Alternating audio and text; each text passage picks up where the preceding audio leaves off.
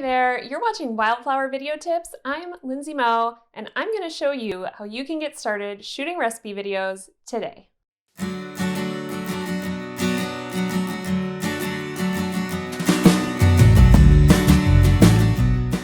You know you need to start shooting video to stay competitive in today's blogging world, but you don't know where to start.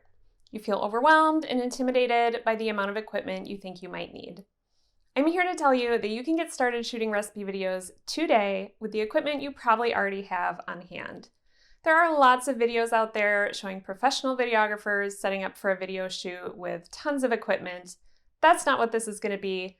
A lot of the bloggers I know are just regular people at home and they don't have all that ready at their fingertips. It's important that you just get started, give it a try. You will get better over time. You might not like those first few videos that you create, but share them anyways, get them out there.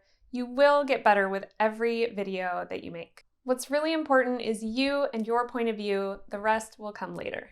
So let's dive in to what you actually need to get started shooting recipe videos today. First thing you need is a camera.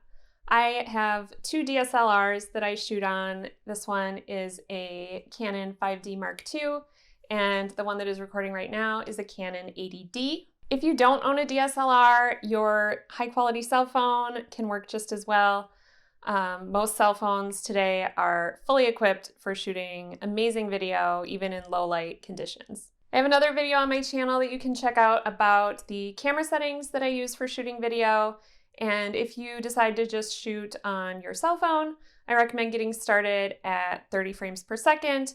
Either HD or 4K, whatever your phone and editing software can handle. It's super nice to have some sort of tripod to hold your camera while you're cooking. There are a lot of options for both DSLRs and cell phones out there.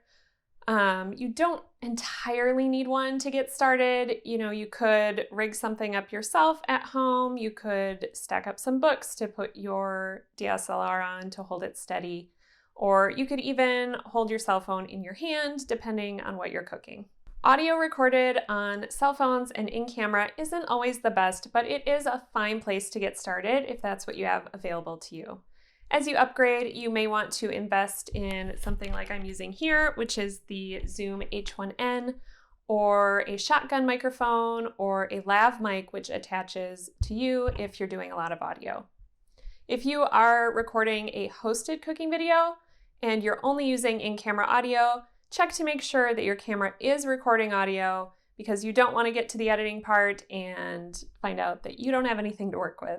Light is another thing to consider when getting started with video. The more light you have available to you, the more crisp and clear your video will be.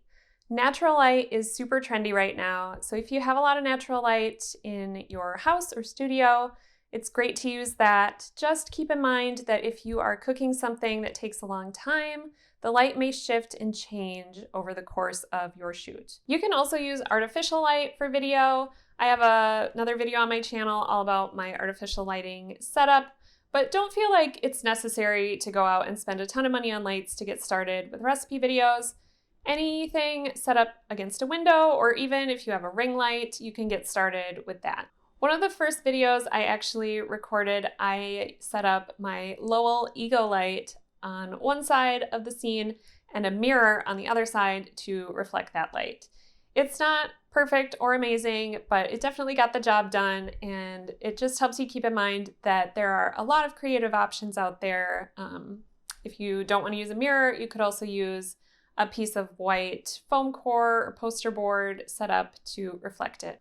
Of course, you'll also need a recipe if you're going to shoot a recipe video. I recommend getting started with something simple, preferably that doesn't require a cooktop, just because those types of recipes can move kind of quickly, not giving you a lot of time to think about what you're doing technically with the camera. It can be helpful to write out a shot list before you start shooting. This is especially helpful if you're forgetful. You may want to include things like start camera, stop camera. There's nothing more disappointing than getting through a whole shoot and realizing that you were actually pressing stop when you meant to press start. Of course, you could just leave the camera running the whole time, but that does create an enormous file depending on how long you are recording. So these are just things to keep in mind and help safeguard yourself. Finally, you will need something to edit your video with. I love using Adobe Premiere Pro, but when I record videos on my phone, I've been using CapCut to edit those. I find it super quick and simple to use, especially if you don't need to add any transitions or titles.